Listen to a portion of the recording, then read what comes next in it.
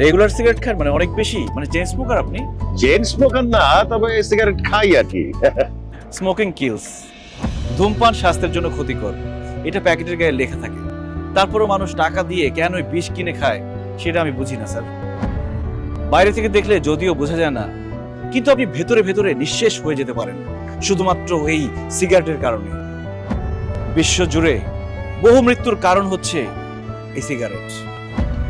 এটি মানুষকে বয়সের আগে ধীরে ধীরে মৃত্যুর দিকে টেনে নিয়ে যায়। ধূমপানের ফলে ক্যান্সার, ডায়াবেটিস, ফুসফুসের সমস্যা, স্ট্রোক, বন্ধ্যাত্ব, অন্ধত্ব, টিবি সহ আরো জটিল রোগ হতে পারে। এছাড়াও ধূমপানের ফলে হার্ট অকেজো হয়ে যায়, দাঁতের মাড়ি নষ্ট হয়ে যায়, পেটে বিভিন্ন ধরনের অসুখ বিসুখ দেখা দেয়। স্যার, আপনি জানলে অবাক হবেন, প্রত্যেক বছর কয়েক লাখ মানুষ মারা যায় শুধুমাত্র এই ধূমপানের কারণে। আমি চাইলেই কিন্তু এই ধূমপান প্রতিরোধ করা সম্ভব। আশা করি আজকের পর থেকে আর কখনো সিগারেট খাবেন না।